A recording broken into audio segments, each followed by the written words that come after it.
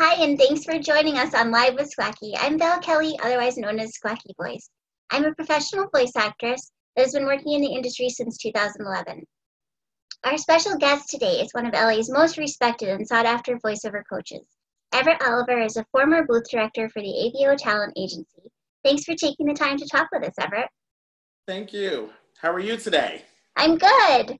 Good. Good. No snowstorms for you, huh? No, thankfully, can you believe it? It's finally April and finally the snow is gone, hopefully for good. So that's good. Hopefully. Yeah. That's good. Good. So tell us about your background and how you got started in the industry. Oh, well, I have a background in animation production. I worked on animated shows from The Simpsons and King of the Hill. What I did, I was basically working with animation artists and animation directors. So I did that off and on for probably about 4 or 5 years. Got into voiceover casting after I left The Simpsons, and I was working on about probably, I worked on shows such as Godzilla, Men in Black, Jackie Chan, Eloise. I'm looking around my house, all my stuff is up on my walls. Starship Troopers, The Happy Elf. So I worked in voiceover casting for about 10 years. And my boss was saying, you know what, you're a people person. I'm just going to throw you right into voiceover casting. And I remember that day, I was like, what's that? I'm like, why am I casting for what? They were like cartoons. I'm like, oh, okay, all right. And then I'm looking at it like this, okay, what does that mean, casting for cartoons? I don't know about that. So, but I had to learn, she just threw me in. I had a wonderful, my first casting director person was Susan Blue. So she taught me everything as far as casting, as far as, listening to all the voices, listening to all the hundreds and hundreds of auditions. And then after all of my shows, I probably at one time had I had 5 shows, animated series going on at one time. Wow. But overall, when I finished working in TV production, TV animation, voiceover, I probably have done about maybe 15 to 16, 17 shows total. Wow. As far as casting was concerned. Okay. So because the stuff was just moving really quickly. I mean, 26 episodes, 13 episodes, 56 episodes at one time that we were doing. So it was very, very, very fast paced. So that's how I really got into it. I got into it really through one of the staff members who saw something in me and said, you would do better in this area of the business. Oh, okay. And I was very green, very, very green. Didn't know. So I was like, I just smiled a lot. Okay, I'll do it. Because I need to work. I need to figure out what I want to do. Right. So. Cool. So how long did you stay as a booth director for ABO then? Is that what you're talking about? Is that what you were doing there? So after I left all of the TV production, then I went to because I have no idea what to do next. So my mentor and still is Charlie Adler. So Charlie Adler said, I remember the exact day, and I said to him, all my shows is over.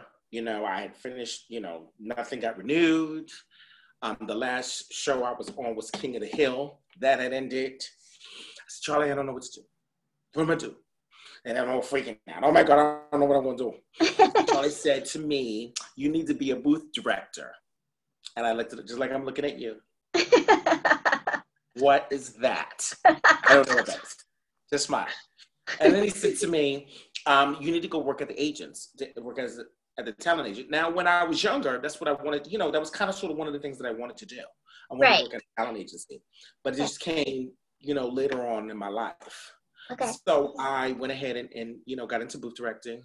I worked at AVO Talent for 5 years to the button. I stayed 5 years to the button. And I worked, Sandy Schnarr and Peter Verano were the mentors there at AVO Talent and showed me everything. You know, just, I Yeah. remember my first day at the booth. Sandy Schnarr threw me in there. I was like this.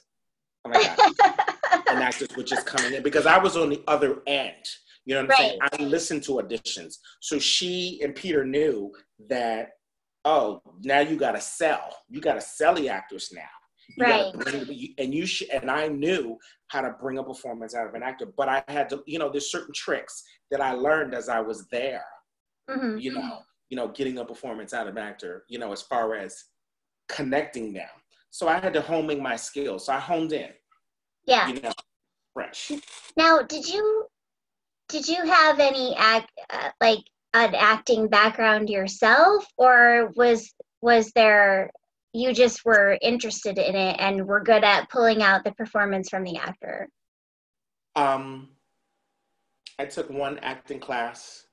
I was terrible. I could feel myself. I was nervous. I remember taking one acting class. That's it. But that didn't have anything that tied in. Okay. What you see every day, it's natural. Oh my gosh. It's natural. My family members will all tell you, he was like this as a child. I was like this as a child. I'm a little bit more calmer now. Whoa. So, yes, I'm very calm now. So, my natural ability for me tapping into actors just came as a gift for me. You know what I'm saying? You know, it's nothing I studied or anything. You Right. know, I took something, we studied acting or something in college. I took an acting class, but you were writing, you know, like papers and stuff. But as far as performing, no. I mean, in the little class that I took, I was like, okay, I'm done with this. I'm done. Yeah. You know. Well, I guess, you know, everybody has different abilities and they're coming at it from a different direction. And I mean, I've worked with you, I've coached with you, so I know what you can, you know, I know firsthand what you are capable of doing and pulling things out of an actor. So it's amazing. I mean, the couple of sessions that I had with you were so great. It was like one of the, you know, a few of the best coaching sessions that I've had so far, excuse me, in my voiceover career. So I mean, that says a lot, you know, because I think as a voice actor, sometimes you tend to get stuck in a place where you're like, well, this is how they want to hear it. And obviously as a booth director, you know, like, no, that's not how they want to hear it, or you need to do this, or you know, try this or whatever. And I liked that you were able to get things out of me that I didn't think about before. And obviously that's, you know, that's your job. It's more or less about knowing, and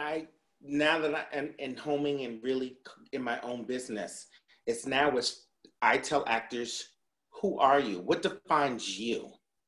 You need to really know who you are as a person inside. Mm-hmm. And that way, your characters, or even when you're reading commercial copy, it'll all come out and you won't even know it.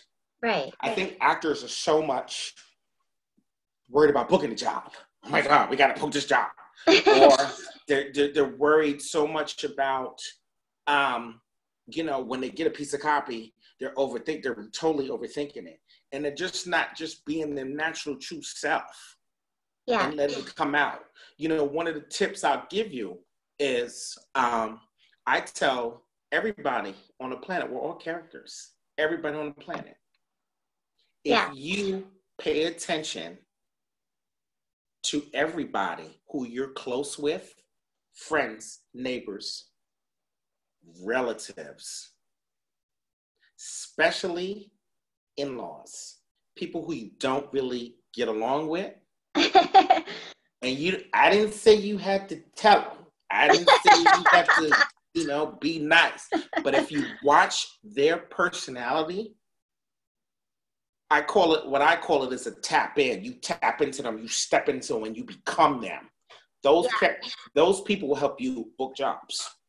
I have taught actors, and I've just given them a picture.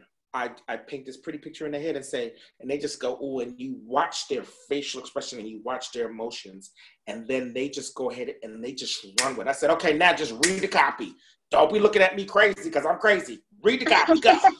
Read the copy, and then I've watched them transcend. And then I say, okay, then I say it with a smile, get out. You're done. You're done. Oh, but I could do it no much better. No, you can't. You're done. I've got what I need. As I smile. They don't know, Right. they don't know my smile. Exactly. Uh-huh. Sometimes I've given them looks. My looks Yeah. are really like, yeah, they're like, oh God. So Yeah. that's my way, of Yeah. them and really get into their minds, and stuff like that. Because there's so much stuff going on in everybody's head, especially when, Yeah, So, I definitely think that overthinking a script is one of the worst things that you can do. And it's so easy to do, especially if you're a person like me who tends to overthink everything anyway. It's like, oh, let me give me this script and let me overthink it. No, it's like, go in, do what you have to do, follow the training that you've had, who am I, who am I talking to, where am I, the things that you've learned, and right. focus on what you're doing, and don't bring in anything else. Just focus on it and don't over practice it. I think is sometimes, Overpracticing is another thing, right? You're like, absolutely right. because that's something I had to learn really early on, because it was like, if you give me a script too far in advance, I'm going to be like, oh, let me dissect this whole thing. Yeah, dissect it to the extent that you need to, but Right. also be open enough to take direction and be able to give them different options and things like that. But there's also too the thing of you have to learn. It's almost like life. In order for you to grow, you also have to learn to take risk and step outside that box. Yeah. I think a lot of people are so busy looking at the specs. And I say dissect the specs. Dissect them. You can give me one take one way where the specs are, they want it to be this type of character. Southern or British. And then they want it like, not over the top, but they still want it natural, but they still want the energy level, but they want you to sound, split the specs up is what I do. Yeah. As one take. And then take adjectives and come up with something creative and step outside the box that will give what I call a light bulb moment, or the producers an eyebrow raise of, we never thought about it like that. Right. Cool. That's what will get a casting person's attention, or producers, a callback, per se, is you really, really finding something that say, okay, it's always different takes. Because if once you hear, I use after listening to the same auditions over and over again for 5 years, they go, oh my God, I can't even tell you. Yeah. They all start sounding the same to the ear. Right. And at the end of the day, you just want to just cut this off, because I'm like, I don't hear anything else. I can't hear anything else, because I'm mentally drained from, they're giving me the same beats. They're giving me each actor, same beats, same tones, same emotion. They're not just thinking about it. They're just like, oh, whatever. Or they're frustrated. Right. Oh, I'm not going to bust this, blah, blah, blah. You can hear it. Right. You can just, so you've got to give something a little, as I call it, like if you're putting a pot roast together, you got to put the ingredients inside the pot roast. You can't just have that pot roast with just carrots and potatoes on the outside. You got to give it some flavor. Right. Add some flavor to it. Add some spices to it. That's what's going to make an audition really, really stand out.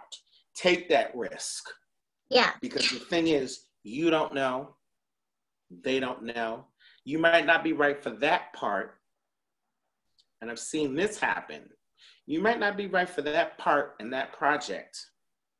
However, when a casting person is put on another project, maybe with that same producer, they say, remember that person who did such and such from what you call it? Let's have them try this. Yeah. Because that might be right. So you never really know. Right. So you're kind of always auditioning for multiple roles, even if you don't know it. That's right. Yeah. Yeah. Totally. Yeah. It was when I was talking to Sarah Sherman the other day, and she was saying something really similar to that, was that, you might, not be right for this part, but we hear, casting people are hearing all this stuff all the time. We're working on all these different projects. So you got to go into it thinking this, you don't know. You don't know. It could be anything. Yeah. Mm-hmm. And a recurring 3 or 4 episodes in another project. Right. You might not even audition for. You know what I'm saying? Because, And I feel like a lot of the people that are booking everything, the people in LA that book every episode of every show everywhere, I feel like those people have the hang of this whole audition thing. They know. Yeah. They don't think about it. I have seen actors come into a studio. They hadn't even looked at the script. They'll flip, look at the script. Oh, Phil Lamar's coming right into my head right now. D. Bradley Breaker's coming right in my head right now. Rob Paulson. Yeah. Phil, we need you to do this. Tara Strong. Oh, okay, no problem. The casting director will go ahead and say, oh, the producers want you to just do something. Read one of the lines on page, blah, blah, blah. Boom, boom. They read the line. Producers say, okay, that's perfect. That's exactly what we're looking for. So you got to be, you have to be able to just really on your game. Really on your game. If you're going to compete at that level, you definitely got to be. But they're always open They're always open to new people. I always say there are always people looking for somebody new and different to bring a little bit of flavor to it. Yeah, I think you're right. Definitely, that's really great advice. So we've kind of talked about some common mistakes that you see voice actors make when they go into an audition. But is there anything else that you want to add to that? Because we kind of like enclosed that in our discussion that we just had. But is there anything that stands out to you that you've seen in all of your years of experience, or people besides, just going in and being nervous? What else have you seen that people make mistakes? The one I just thinking about something off the top of my head. If you're not right for a part, say so. Don't do it. Yeah. Just don't do it, because you're doing it just injustice to yourself. You just don't want to waste your time and seem hungry. Take a minute and take a beat. It's not right for you. Yeah. You want to do it for practice. I just did one with a client. That's why I said it was recently in my head. I said, this is for a kid. This is for a teen. Mm-hmm. You don't sound like a teen. Oh, I just want to do it for practice. Let's just do it for practice. Yeah. Yeah. Now, if the decision that you want to make and send it in, that's your decision. Right. But I'm thinking and saying, they're going to get a teen for this. You don't want to go ahead and waste your time and the agent's time to listening. Though, let's get real now. Regional agents will send copy to anybody. Yeah. I don't care if it's animation. I don't care if it's commercial. They're just going to go ahead. Regional agents are going to do that. Yeah. But people, let's get real. Chicago, New York, and LA, they're going to, they know, hey, I'm going to send this to Val. Yeah. This Val fits these specs. Right. Regional agents, it's a different ball game. Yeah, that's another good question to ask, actually, is, because sometimes I get a lot of auditions from my agent that I'm like, it doesn't fit you. Yeah, and I don't do it. And it's not like I'm not trying to do the work that my agent is asking me to do, but I know that it's not in my wheelhouse of stuff that I'm able to do, Then I would send an email. I would personally send an email to the agent and say, I'm just going to pass on this audition. And that's it. Yeah. All you have to say. You don't have to get into any other explanation or any other, my dog got sick, or, my kid was feeling well, or, I had a high fever, or, I'm stuck in the snow and I couldn't do the audition because the power went off and all of the crazy stuff. as work. But that's what I would say. I would say I'm just gonna, and your agent is going to respect you for that. Yeah. That you, because it's like, oh, okay, and it's not a big deal. It's not. Yeah. I feel like the trend now, at least that I've seen from some agents, is that they send it's kind of like a blanket audition to a lot of people, and sometimes I don't know if it's really like, oh, Val might really fit into this category or be good, because a lot of times attached to it is something like, if you want to like if you want to send this to someone else, you can do that. You know what I mean? It's like, we're looking for this person, type of person, like British or whatever, which I don't do a great British accent. I could work on it. I could get some coaching on that, but it's not like something I say I'm really great at. And so they'll send out stuff and they'll be like, oh, you can pass this along to whoever might fit this. And I've seen that happen a lot lately from some agents, is that they're kind of like... It's not the norm in LA. It's not really the norm in LA because of, we're a larger market. Right.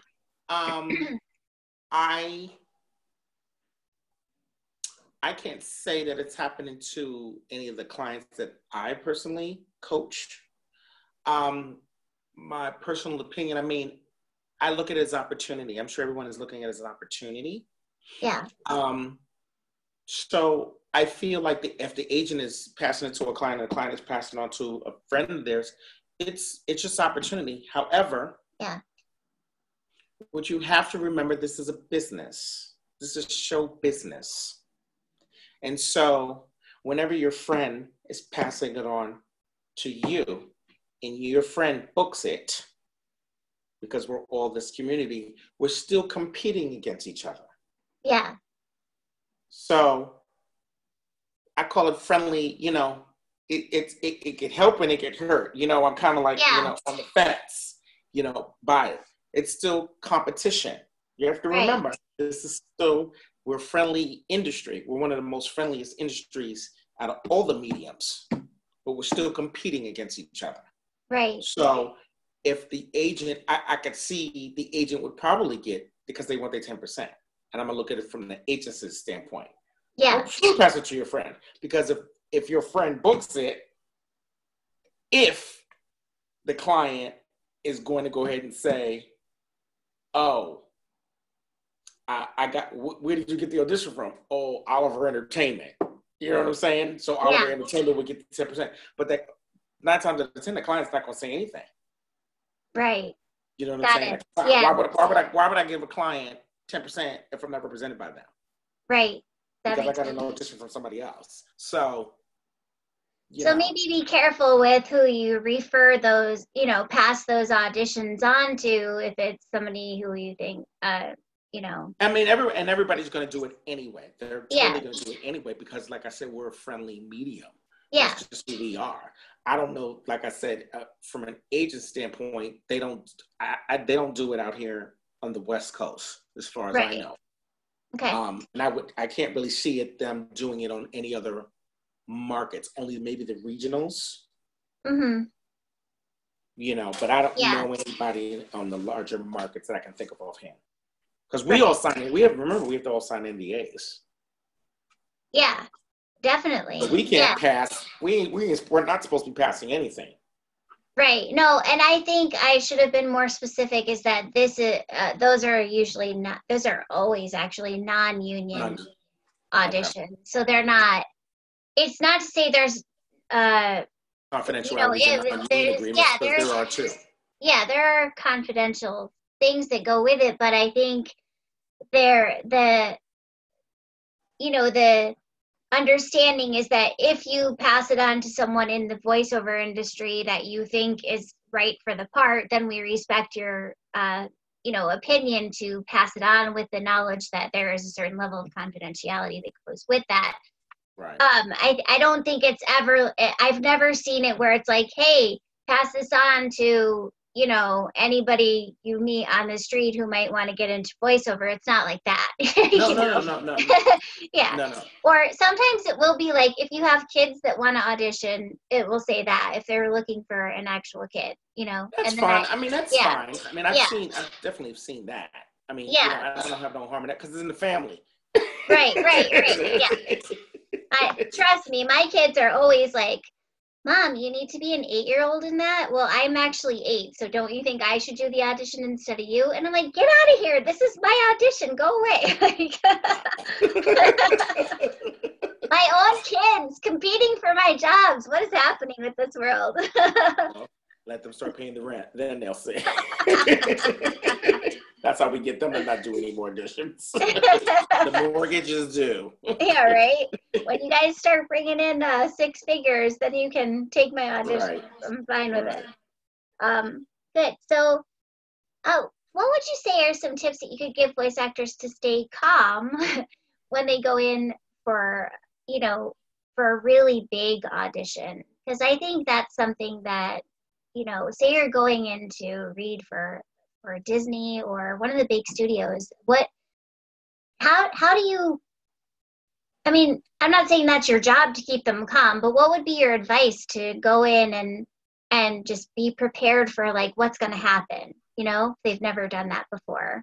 Be yourself. Just be yourself. Take Yeah. take a minute. I remember I used to call when working in casting, and a lot of actors had callbacks when we did a callback process. I'd be in there live and joking with them. I said, okay, take a minute. Be calm. Let me tell you who's in the room. So I used to get them all prepared. This cast person, this person, boom, boom. It's going to be in and out. I will be in the room if you feel the need that, so you'll be comfortable. So I'd be in the background so at least they still see a familiar face. Right. But just, you really is to really just be yourself, stay natural, and your improv. Be ready to throw something at them. I call it a back pocket because I tell actors to put like an additional voice or something in your back pocket. So that way, if someone throws you a curveball or something like that, or they ask something else of you, you'll be able to easily pull it out and be like, oh, Everett told me this. That's all it is when it comes to those big auditions. Don't be nervous. Everybody, we're all there to cheer you on. Right. So there's no need to be, you know, and up in arms and you're having a bad day and all this other stuff. Drink some decaf tea, have a glass of water, just go in there. We're all friends. Knock it out of the park, you know. So there's no need to be, you know, nervous and fidgety and stuff like that. Right. So yeah, that's definitely good advice.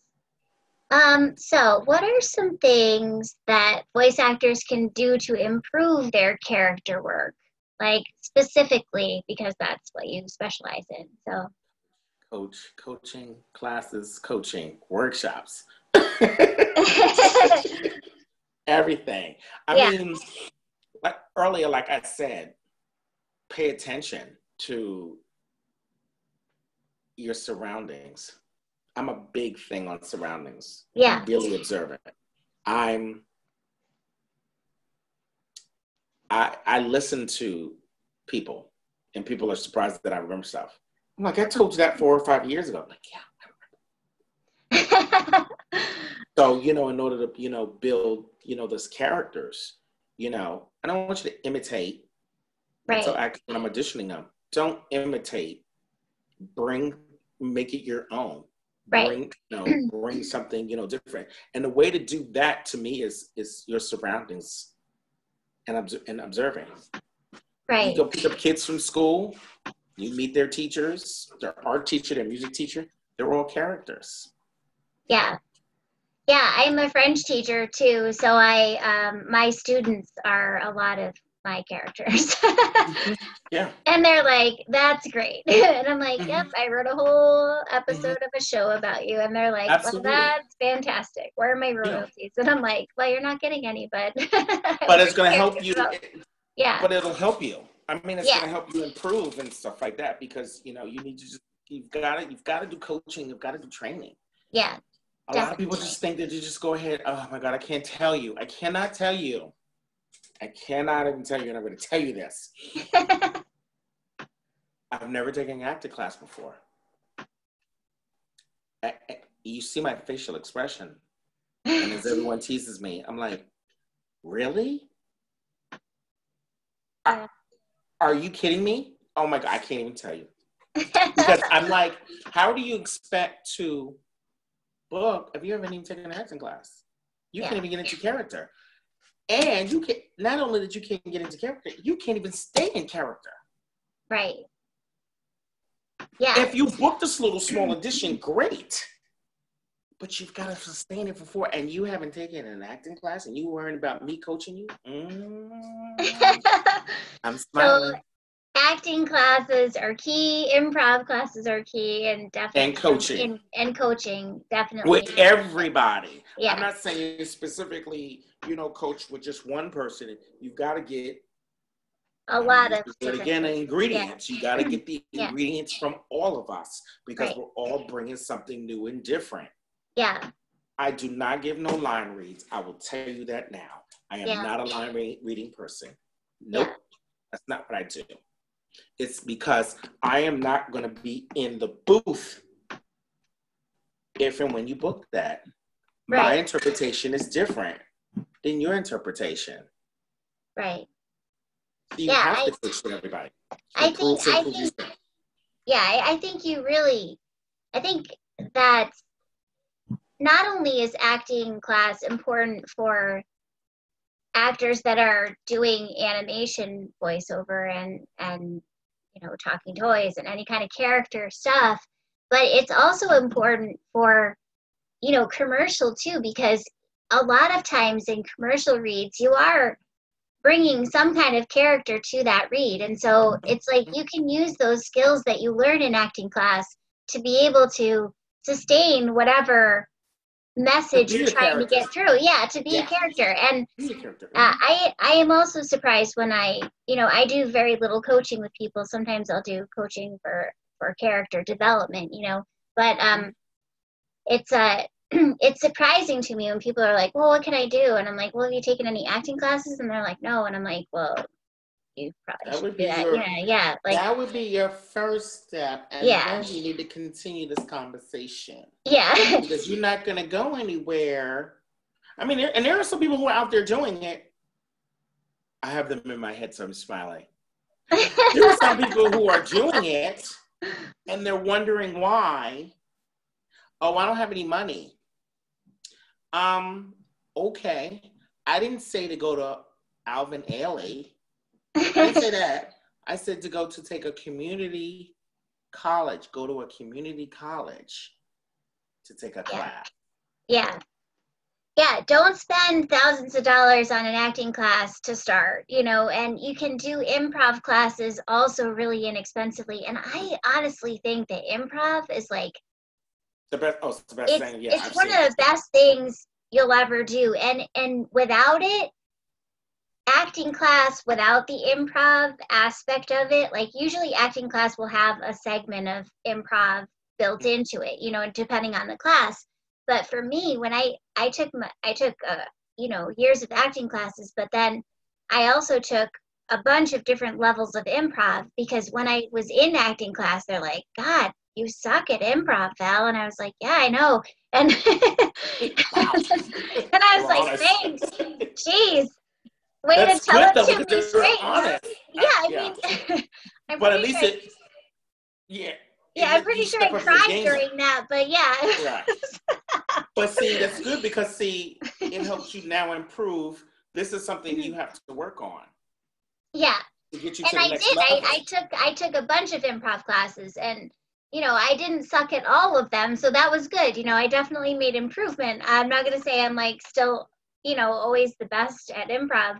It depends on the situation, but I always like to tell a short snippet of a story about my character development class, which you would think would be for improv. It was like characters and emotion. And I took this class, and I'm like, this should be great, because I'm always developing new characters, and you always got to have an emotion to go with it, right? And I'm in this class with people that I took, my first level of improv with, and we we would get up to the stage and our coach would be like, okay, choose, you know, who you're going to be and choose your emotion at the very least, you know? And for some reason, every time the first few weeks, I would get up there and my first line would be like, I love you or I hate you. And they're like, okay, Val, we need to have a talk, okay? There's more emotions than just love and hate. So we're going to need you to like go through and like Google it if you have to, but like make yourself a list of emotions because like every time you're like, I love you, I hate you. And it was just like, it was awful. It was just, they were like, and this is why you suck at improv. And I was like, okay. So I actually did. I actually went through and like made a list of like, you know, because when you're on the spot like that, sometimes it's just hard, you know? And for auditions, it's just not okay to be like, okay, I gotta connect an emotion with this character. Yeah, I need to have like what else is there? There's so much, you know. And I just would like get you're like a missing what mental you're doing. block. You know what I mean? Yeah, because you're missing the in betweens. Yeah. You're totally missing. You're going from one extreme to just boom. Yeah. But there is that different. You know, it's one is referring to in my head right now is in animation. Working on The Simpsons, they had to do in between poses. They just didn't go from one extreme to another extreme. So it's interesting to see, you know, Bart's hand would go from here to all the way here, but it's like a clock, you know, and outer space. So that's what, and that's what you have to, you know, think about that. I know that's one of that improv to make you think fast and quick on your feet to go, but it's that level of,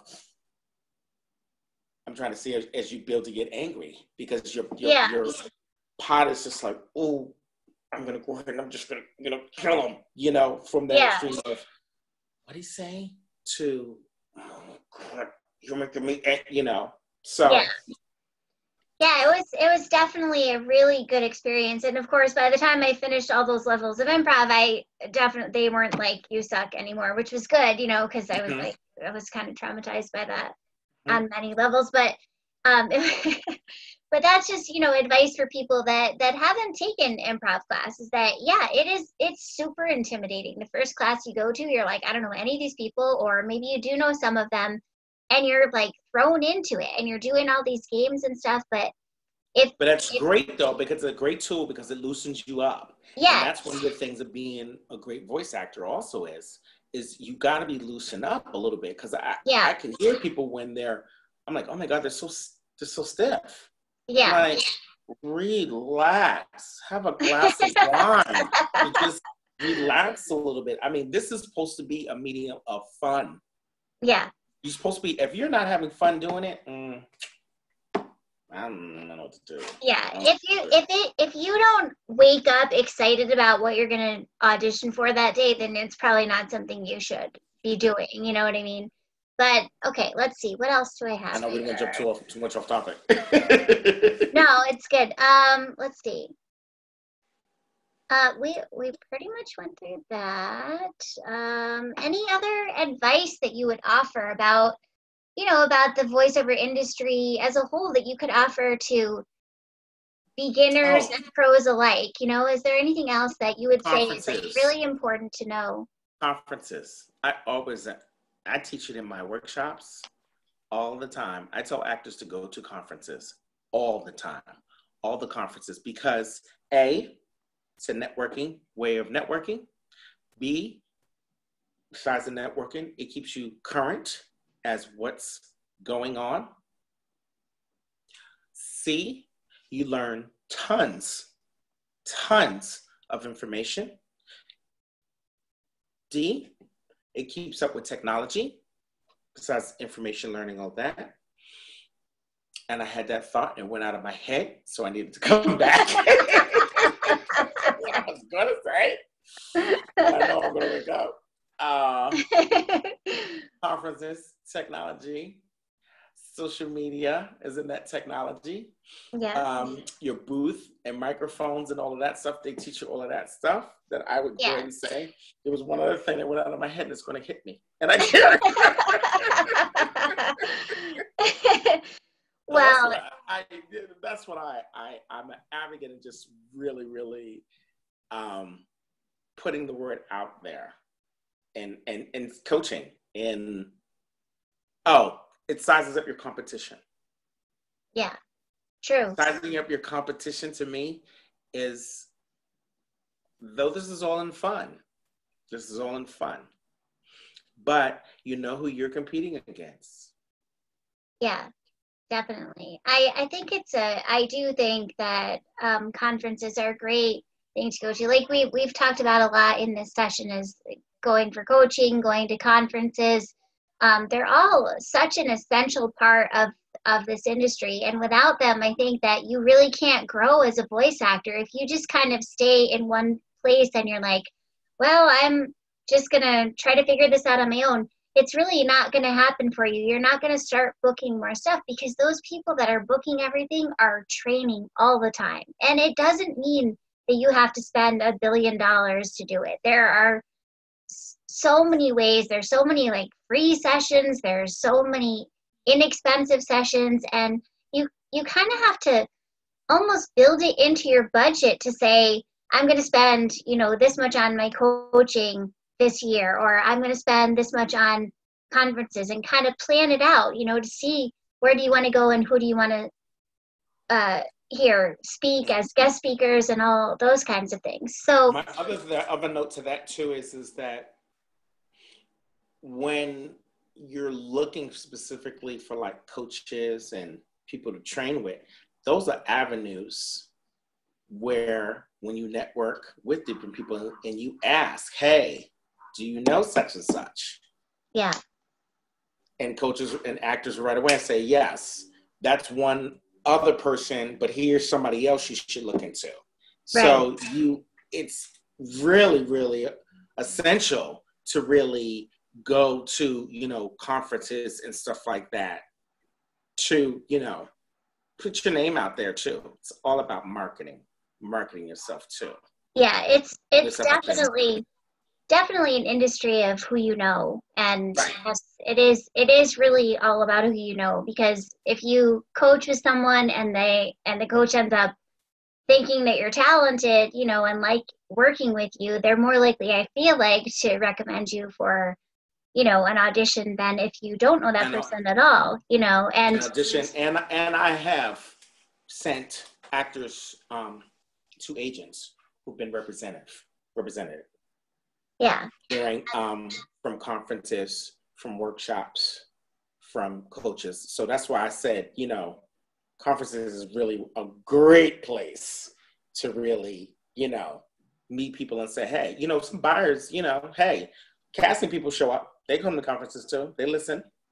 Yeah. Listen to you. They teach you. They say, hey, let me see if I can go ahead and get you connected with, that agent or, that buyer. So yeah, it's definitely a great place. I've noticed that in conferences that I've attended, and then of course the one that I run myself, is I've had the chance to really meet with a lot of people that I didn't, it's one important thing I think to realize about conferences is that you don't know who's going to be there really. Like, who the guest speakers are and who's running it, but you don't know who's going to attend. So I think what's a really important piece of advice for people to remember is that you should always assume that the person that you're meeting is someone who could potentially help you, because you might meet someone who ends up being a casting director, who is a casting director, who just might not be a guest speaker. And then they give you their card and you're like, oh my gosh, I just met, the executive casting director from Disney. And I was like, just having a normal conversation with them, which is fine. But then later you're like, oh man, I should have done something more impressive in my conversation to be like, don't you want to book me for this Disney show? You know what I mean? You don't want to play that card too much, but I know what you're saying. You know what I mean? I mean, not that you're gonna do something crazy to be like, oh, let me do all of my character voices for you right now, so you can hire me for Disney. They'll be like, wow, you're a total crazy person. Like, we're not hiring you. But at the same time, I also have I've not done that, but I've made the mistake of not thinking, oh, this might be somebody important that I that could potentially hire me for a job. And then it turns out later that, oh, this actually was like a talent agent, or this was, you know what I mean? So I learned that really early on in going to conferences like Voice Over Atlanta, which is really great. And then, of course, starting my own conference, Mid-Atlantic Voiceover, which, by the way, is coming up on November 9th through 11th. This is where I throw my little thing in here. Yeah, so we are going to wrap this session, but thank you so much for joining You're going all over the place, giving so much information. I might have lost track of some of the questions. But we pretty much covered everything, and I appreciate you taking the time to meet with us. And everybody go and check out Everett's website and tell us what it is. Tell us your website. Myboothdirector.com. Great. I'm all over Twitter, myboothdirector.com, LinkedIn at myboothdirector.com, Instagram, Facebook. So that's where you can reach me. You can email me also at myboothdirector.com. Awesome. Well, make it really easy. Yeah, totally. For coaching and consulting. So yeah, I cover coaching 101, career building. I do animation demos. I direct some people. Some people ask me about directing, demos for maybe commercials or something like that. So I'm in the process of doing that. There was other thing. Oh, and I do tours. I travel. Yay! I'll be in New York. I'm doing a 2-day workshop animation in New York. I'm going at the end of the month. I'm talking really low, so my window's open now. I'll be in Seattle in June. Okay. I'm doing a 1-day commercial workshop in Seattle. I'll be in San Francisco in July. Wow. Doing an animation workshop. And I will be returning to, as I say, South Fork, because it's my favorite show, Dallas. So I'll be returning to Dallas in September. Wow. So I'm mapping out my plan. I think I got Vegas is somewhere in there. I'm working on my Vegas trip too. So, and I love, meeting people. I do online classes too for animation and commercials. So I'm, as my college friend will say, Everett is everywhere. I'm everywhere. Well, that's awesome. Follow me, look for me. So, Absolutely. Well, we'll definitely put the link for your website in our description of this video. And everybody check out Everett Oliver at myboothdirector.com. And thanks again for joining us. Thank you.